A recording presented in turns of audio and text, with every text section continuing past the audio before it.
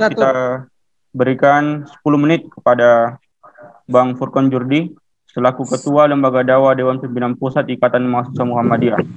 Dimulai dari kata pertama.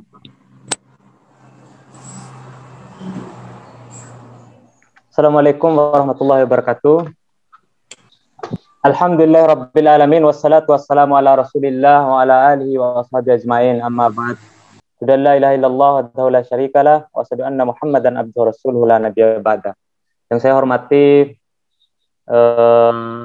pelaksana kegiatan ini, guru saya Bapak Rizal Pausi, Direktur Mata Kita, lawan debat saya Ketua IMM Cabang Ternate tadi yang sudah memaparkan apa yang beliau pahami ya secara begitulah.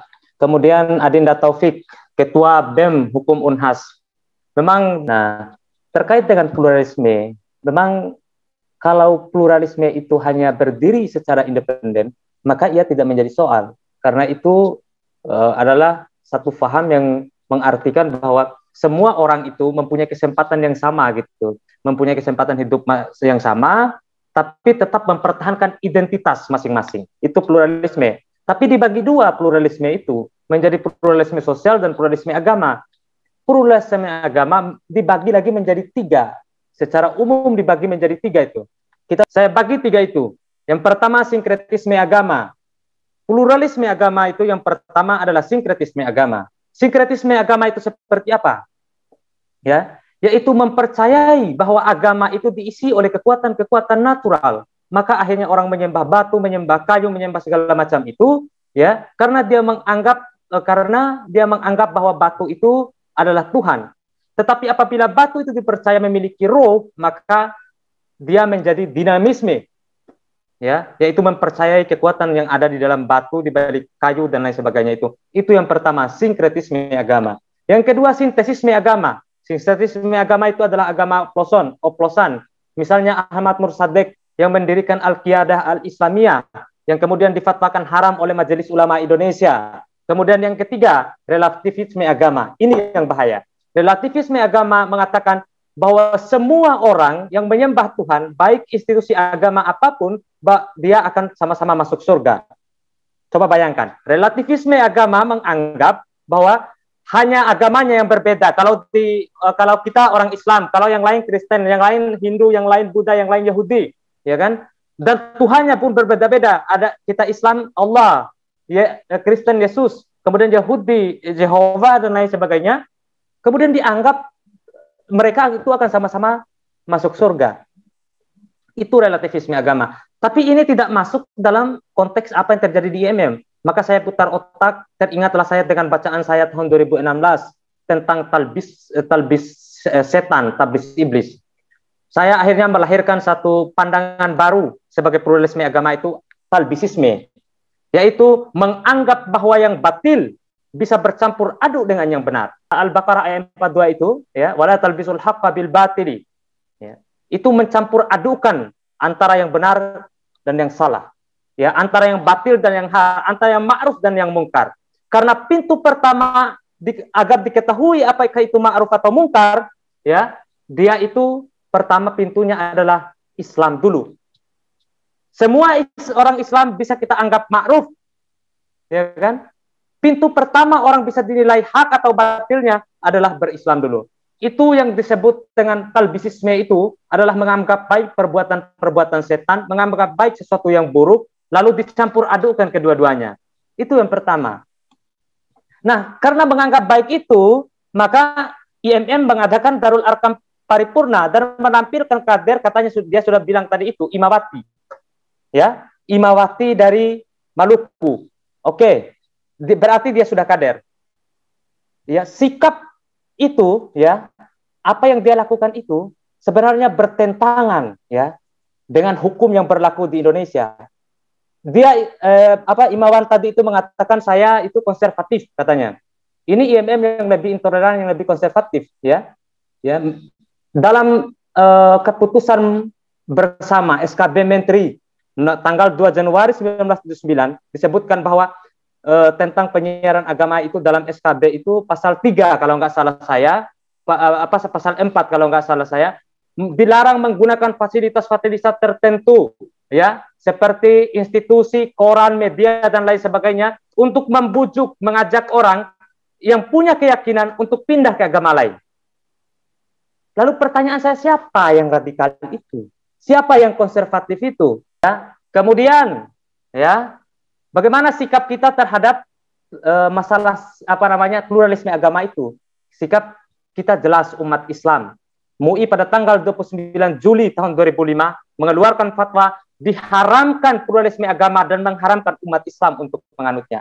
Jelas ya? Itu pluralisme agama. Lalu bagaimana di IMM pluralisme agama itu? Ya. Di dalam alinea kedua pembukaan anggaran dasar anggaran rumah tangga IMM menyebutkan apa itu? Coba dibaca ulang itu, bahwa sesungguhnya Islam agama satu-satunya agama tauhid. IMM konservatif tuh, IMM radikal tuh, ya. Kenapa Anda tidak mengakui yang lain sebagai agama juga?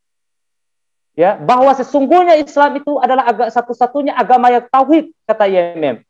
Dijelaskan lagi dalam pasal 1, organisasi ini bernama Ikatan Mahasiswa Muhammadiyah dan disingkat IMM adalah Gerakan Mahasiswa Islam.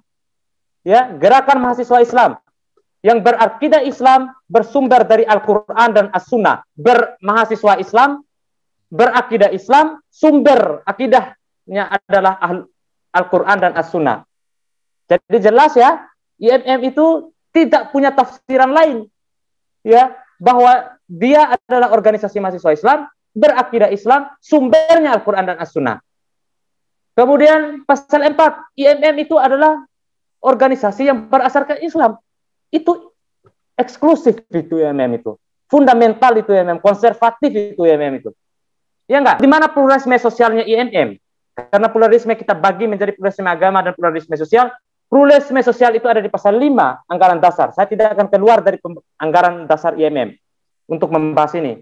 5, IMM adalah gerakan mahasiswa Islam yang bergerak di bidang keagamaan, kemasyarakatan, dan kemahasiswaan. Di dalam bidang agama kita bisa bekerja sama dalam agama lain. Dalam hal ini kita bisa ta'awun untuk negeri, sama-sama bekerja, sama-sama mengajak ya ke dalam internal kita untuk berdamai, tidak ada sengketa di dalam keagamaan. Kemudian dalam bidang kemasyarakatan siapa saja bisa kita ajak ya untuk hidup bermasyarakat.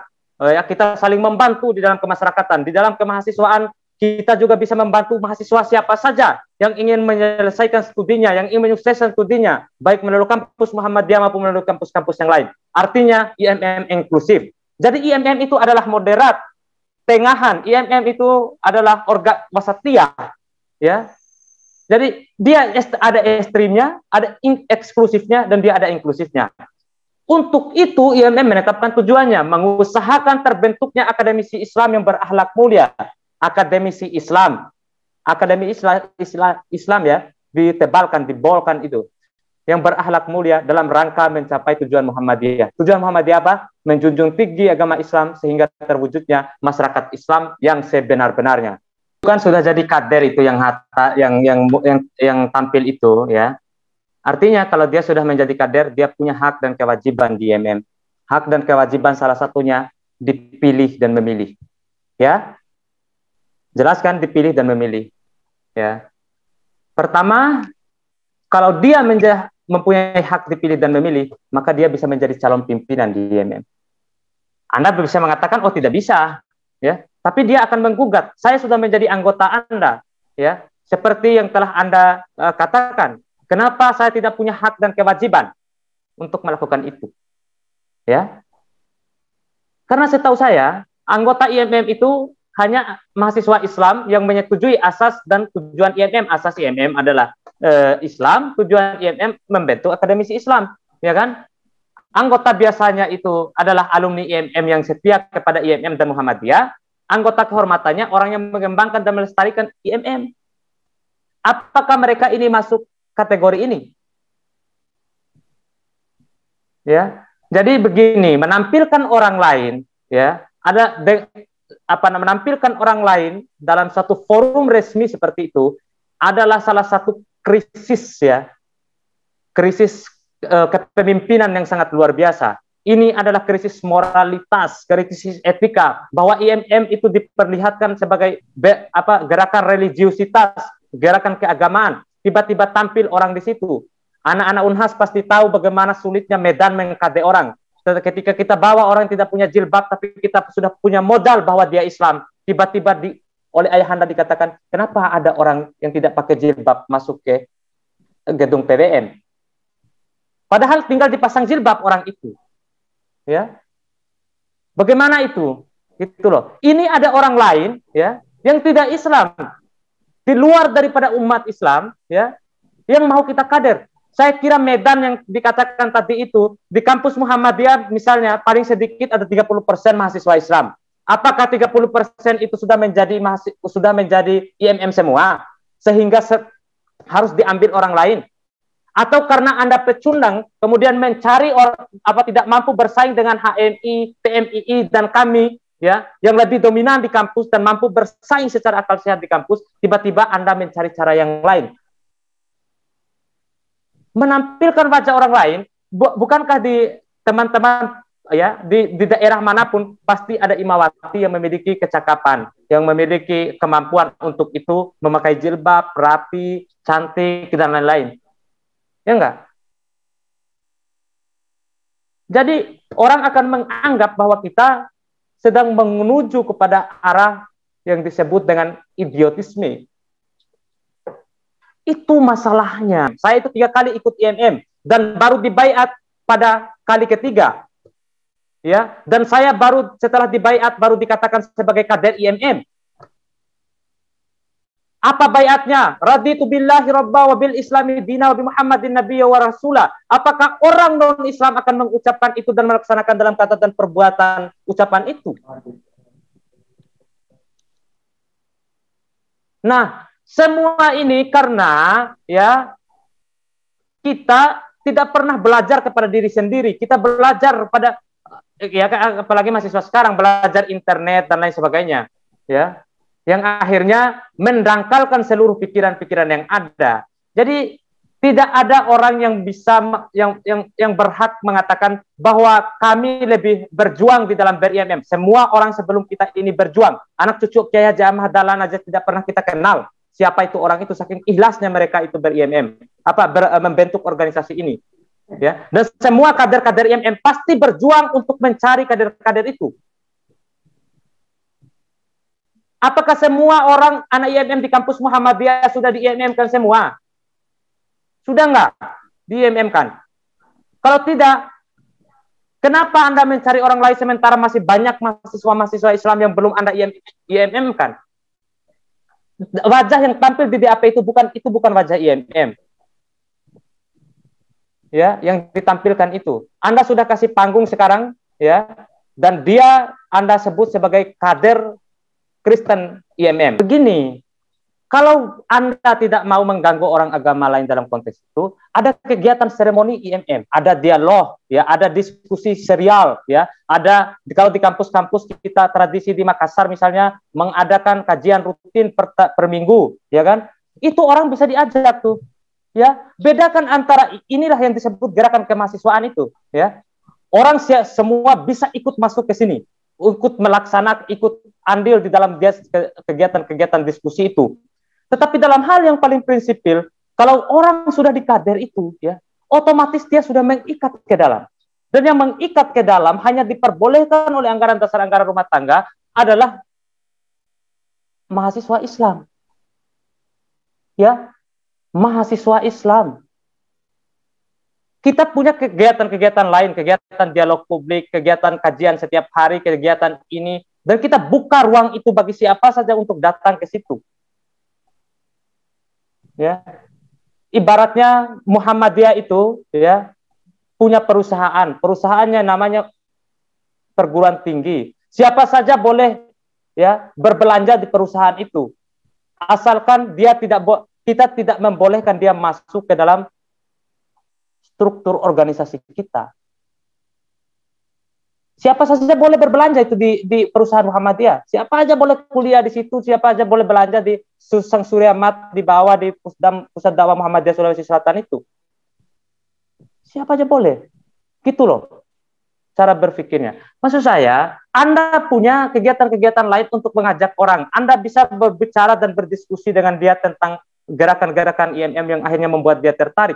Tetapi menarik masuk orang yang bukan kriteria yang ditetapkan oleh IMM untuk menjadi kader IMM, itu sudah melanggar ya, baik ketentuan anggaran dasar anggaran rumah tangga IMM sendiri maupun ketentuan SKB 2 Menteri tadi itu yang nomor 1 tahun 1979. Ya, dia menuduh saya konservatif itu gara-gara itu tuh. Ya. Jadi begini, masih banyak mahasiswa Islam di kampus-kampus Muhammadiyah ya yang tidak pernah ya, yang bahkan tidak tahu tentang IMM itu. Mereka tahu tapi mereka mungkin tidak akan belajar tentang IMM, bahkan memusuhi IMM itu di kampus Muhammadiyah. Apa yang harus dilakukan oleh kader IMM? Kenapa itu yang tidak kenapa mahasiswa Islam tidak menjadi konsentrasi Anda? Ya, untuk menyelesaikan persoalan-persoalan itu, apakah kita harus lari dari tanggung jawab untuk mengislamkan orang Islam supaya menjadi Islam yang sebenar-benarnya yang diinginkan oleh Muhammadiyah? Ya, ini di luar akal sehat saya. Ya, tiba-tiba Anda berbangga kami telah ini punya kader dari Kristen, sementara banyak mahasiswa Islam yang tidak dikader oleh IMM itu di kampus-kampus Muhammadiyah, bahkan beberapa kali berkelahi dengan anak IMM. Ya, inilah masalahnya saudara-saudara. Ya, tidak sesimpel seperti menjawab. Kalau saya saling menjawab perkataan, saling menjawab ini tanpa tujuan yang jelas, siapa aja boleh itu. Ya. Kemudian selanjutnya tentang Kristen Muhammadiyah itu. Apakah yang dimaksud dengan Kristen Muhammadiyah itu?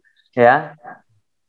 Itu pada dasarnya berdasarkan tesis Weber tentang and spirit capitalism, ya, the Protestant ethic and spirit capitalism, yang ditulis oleh Weber dalam pertanyaan singkatnya. Apa tanya Weber?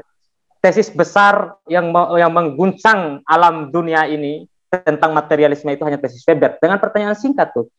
Kalau mau berbicara tentang kenapa Muhammadiyah itu dibilang Kristennya gerakan Kristennya Islam. Kenapa? Ya. Pertama, Weber itu bertanya kepada dirinya sendiri, apa yang membedakan orang Kristen Katolik dengan orang Kristen Islam? Apa Kristen Protestan? Lalu Weber mengatakan yang membedakan mereka, orang Kristen Katolik ingin tidur enak dan orang Kristen Protestan ingin makan enak. Lalu dia merumuskanlah apa yang dimaksud tidur enak dan apa yang dimaksud makan enak, yang akhirnya melahirkan buku sosiologi yang paling monumental sampai hari ini masih dipakai oleh orang dalam ruang-ruang akademis, yaitu the Protestant Ethic and Spirit Capitalism, atau spirit Kristen dan spirit kapitalisme itu. Jadi yang saya pahami itu semangat etos kerjanya, kalau yang disebut dengan Kristennya Muhammadiyah itu, etos kerjanya dan kemampuannya ya untuk mengimbangi antara dunia sini dan dunia sana. Karena menurut Weber, orang Kristen Protestan itu ya memiliki semangat ya bahwa kebahagiaan dunia sini adalah kebahagiaan di dunia sana. Nah, ketika dunia sini dan dunia sana semampu disambungkan, maka itulah yang disebut dengan etika Protestan. Itulah juga yang diadopsi di dalam pemahaman Muhammadiyah oleh para pemikir-pemikir seperti pemikir Jepang, ya kan? Kemudian seperti Samuel Huntington, ya kan, yang menyamakan Muhammadiyah dengan mesin politik, ya. Itu kerangka dasarnya itu tuh, ya. Etos kerjanya, ya, kemampuan untuk bekerja, ya, kemudian menggerakkan kekuatan material, ya, untuk menghidupkan gerakan itu, itulah yang disebut dengan the Protestant ethic atau etika Protestan di dalam Muhammadiyah. Jadi tidak ada itu yang lain. Itu landasan teoritisnya, itu landasan tulisannya. Kenapa Muhammadiyah disebut sebagai gerakan Kristen Islam, gerakan Protestan Islam. Nah, ini yang perlu diluruskan sedikit demi sedikit, karena orang menganggap bahwa kalau sudah Kristen Muhammadiyah berarti Muhammadiyah dan Kristen itu sama gitu. Enggak, itu etos kerjanya, kemampuan bekerjanya, bahkan kemampuan memilih siapa yang akan dikaryawankan, siapa yang akan menjadi motor penggerak. Itu adalah kemampuan-kemampuan yang tidak dimiliki oleh organisasi lain di Indonesia kecuali Muhammadiyah. Makanya oleh Samuel Huntington dipuji lebih tinggi itu bahwa Muhammadiyah itu akan mampu menduduki seluruh Asia Tenggara pada tahun 2005. Kemudian dia akan mampu menguasai seluruh wilayah Asia ya pada tahun-tahun yang akan datang. Insya Allah ya. Menurut Samuel Huntington, coba baca The Class Civilization yang ditulis oleh Samuel Huntington, itu di situ ada cara dia untuk melihat Muhammadiyah ke depan. Saya kira itu ya, makasih. Ini saya bertanya tentang umatan wasata atau wasatiyatul Islam ya dan lain-lain itu supaya beliau-beliau yang mengadakan kegiatan di Maluku itu mengerti apa itu wasatiyatul Islam ya. Karena itu dianggap tengahan tuh, tengahan aja, tengahan doang nggak tahu apa itu tengahan itu. Apakah tengahan berdiri di cabang, kemudian taburan orang agama lain, umat Islam berdiri di tengah, batu jatuh di kepala umat Islam, hancur berantakan umat Islam. Apakah tengahan begitu yang dimaksud? Mempertengahkan pertengkaran agama-agama samawi misalnya, atau apa gitu kan? Izin moderator. Mohon, udah boleh. Jangan dulu Bang, nanti akan diberikan siap. Kesempatan. Jadi silakan Bang Furqon dulu selama 5 menit untuk menyampaikan jawabannya. Makanya saya selalu bilang, apa sih? Wa kadzalika ja'alnakum ummatan wasatan litakunu syuhada'a 'alan nas wa yaumar rasulus 'alaikum syahida. Ya, apa itu artinya itu? Apa itu ya? Bahasa Arab itu, ya. Ummatan wasatan, at-tawasut, tidak menyimpang. Tidak itraf, tidak takarruf, ya, tidak ekstrem kanan, tidak ekstrem kiri, tidak radikal, tidak liberal, moderat. Moderat itu apa? Ihdinas siratal mustaqim. Ya, maka saya ini sebenarnya diskusi malam ini saya berharap kita berbicara tentang konsep. Ya, di samping masalah yang terjadi di Maluku itu bumbu-bumbunya saja. Wa kadzalika ja'alnakum ummatan wasata itu adalah ihdinas siratal mustaqim. Karena ayat itu turun berkenaan dengan pemindahan arah kiblat. Siapa yang kotor hatinya, ya, yang hanya pura-pura Islam, ya, dia langsung keluar meninggalkan Islam ketika hadapkan wajahmu ke Masjidil Haram. Ketika Allah memerintahkan itu, ya, yang kafir, yang munafik dan lain sebagainya itu akhirnya keluar. Tidak gulu dalam beragama, itu yang disebut ummatan wasatan. Tidak gulu itu tidak berlebihan. Bagaimana contoh berlebihan itu? Moderat itu, ya, moderat itu seperti yang dikatakan oleh Rasulullah kepada Mu'adz bin Jabal dan Abu Musa al-Asy'ari ketika mengutus mereka ke Yaman. Apa kata Rasulullah kepada Mu'adz dan Abu Musa? Ya, yassira wa la tu'assira, bikin mudah jangan bikin sulit. Tubasyira wa la tunaffira, bikin gembira jangan bikin lari. Ya, itu kalau berdakwah itu ya, berdakwah itu. Nah, kemudian tidak gulu dalam beragama.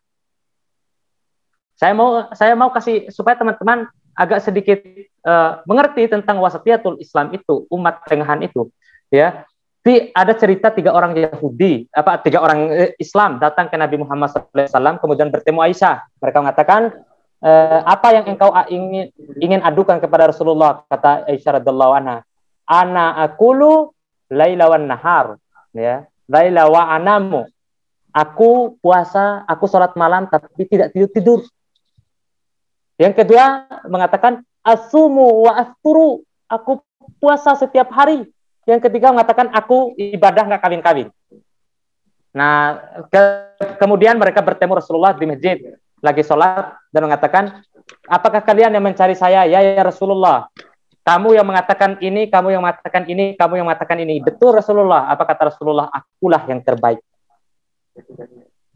Jadi tidak berlebihan dalam beribadah, tidak berlebihan dalam yang lain-lain, tidak berlebihan dalam hal-hal apapun, tidak berlebihan. Dia berjalan di tengah, moderat. Ihdinas siratal mustaqim, berjalan di dalam rel Al-Quran dan As-Sunnah. Itu ummatan wasatan itu. Ya. Jadi saya ingin memahamkan kepada teman-teman, ummatan wasatan itu tidak harus, ya, itu masalah internal umat Islam. Bukan kita mengajak orang lain bahwa kita harus umat wasatan, umat tengahan. kita ajak ini, kita damaikan ini. Enggak. Ummatan wasatan itu kamu harus jalan lurus, jangan ke kanan, jangan ke kiri. Kalau kamu ke kanan nanti radikal, kalau kamu ke kiri nanti kamu liberal, gitu loh. Ihdinas siratal mustaqim, gitu maksudnya ummatan wasatan itu. Supaya nanti tidak mencampur adukan antara moderat dengan liberal. Yang selanjutnya adalah masalah kepemimpinan di dalam IMM. Ya. Kita itu memahami kepemimpinan itu dalam kajian kepemimpinan IMM. Innama waliyukumullahu wa rasuluhu walladzina amanu alladzina yuqimuna sholata wa yu'tuna zakata hum raqiun. Itu hierarki kepemimpinan di dalam yang dipahami oleh kita semua. Hierarkinya, pemimpinmu itu adalah Allah. Kemudian Rasulullah, ya. Kemudian wal mu'minuna, dan orang-orang yang beriman. Sebagai Rasul, Muhammad tidak digantikan, tetapi sebagai wali ia tergantikan. Maka ummah, ya, al-ummah al-islamiyah, itu yang bisa menggantikan kepemimpinan itu. Jadi tidak ada orang lain, maka kesempatan tidak ada. Al-Maidah ayat 51. Ya ayyuhalladzina amanu la tattakhidul yahuda wan nasyara awliya ba'duhum awliya'u ba'din. Wa may yatawallahum minhum fahuwa minhum innallaha la yahdil qaumal zalimin. Hai orang-orang beriman, janganlah kamu menjadikan orang-orang kafir Yahudi Nasrani itu sebagai teman setia, sebagai kekasih, sebagai pemimpin, ya kan? Karena mereka sebagai kekasih, sebagai pengikut, sebagai pemimpin bagi yang lain, gitu loh. Jangan. Kenapa ayat ini turun? Ayat ini turun ketika umat Islam hampir menang di Perang Badar, tidak jadi menang, ya kan? Karena pasukan pemanah tidak tertib. Setelah pasukan pemanah hampir kalah, setelah umat Islam sudah dikepung oleh pasukan Khalid bin Walid, hampir kalah, tidak jadi kalah. Kemudian orang Islam mengatakan, saya akan pergi ke Kisra di Persia. Nah, ya kan? Yang satu lagi mengatakan, saya akan pergi ke Kaisar Romawi. Maka turunlah ayat, ya ayyuhalladzina amanu la tattakhidul yahuda wan nasyara. Apa yang ingin saya jelaskan? Tidak mampu bersaing dengan HMI, tidak mampu bersaing dengan PMII, tidak mampu bersaing dengan kami di kampus, maka carilah cara yang lain, ya kan? Dicarilah cara yang lain dengan alasan yang lain untuk menemukan kader yang sama sekali tidak masuk kategori kita. Nah, ternyata kalau kita gali Al-Quran itu ya semakin lama kita gali semakin banyak itu mutiaranya, gitu loh. Ya, konteks ini aja bisa dijawab oleh Al-Quran, gitu. Anda tidak mampu nih bertarung dengan HMI, bertarung dengan di kampus Muhammadiyah lagi, ya kan? Carilah kader yang bukan orang Islam. Coba Anda pikirkan itu. Maka Al-Quran An-Nisa 1 mengatakan, ya ayyuhalladzina amanu la tattakhidul kafirina. Hai orang-orang beriman, janganlah kamu mengambil orang-orang kafir aulia sebagai teman setia, sebagai pemimpin, sebagai semuanya, bisa diartikan semua itu, ya kan? Min dunil mu'minin, masih ada orang Islam. Kalau masih ada orang Islam yang belum di-IMM-kan, IMM-kan dia. Kalau belum ada orang Islam yang belum di Muhammadiyahkan dia. Ya kan? Apabila engkau mengambil di luar Islam itu, aturiduna an taj'alu lillahi alaikum sultanan mubina.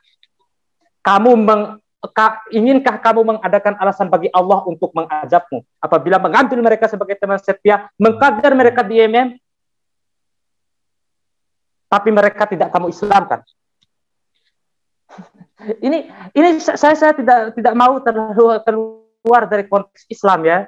Begini, saya ingin mengutip Jean Paul Tonek ketika mewawancarai Umberto Eco dan Jean Claude Carrier, ya. Dia dalam satu tulisan yang berjudul This is not the end of the book, ya. Yang dia berbicara tentang kebodohan yang diberi judul In Price of Stupid. Ya, Umberto Eco memiliki dua pengertian mengenai stupidity. Yang pertama idiot, yang kedua pandir.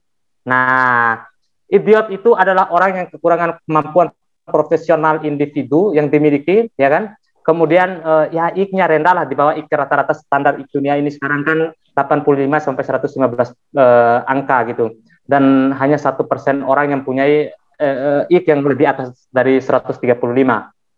Jadi mereka ini orang-orang yang IQ rendah di bawah 85 itu, ya, telah berpikir secara idiot bahwa kalau dulu nenek moyang kita telah mendirikan Muhammadiyah, itu contohnya, ya, mereka akan beranggapan kalau dulu nenek moyang kita mendirikan Muhammadiyah, dan memuhammadiyahkan orang Islam, ya kan? Karena cita-cita Muhammadiyah adalah untuk orang Islam supaya menjadi Islam yang sebenar-benarnya.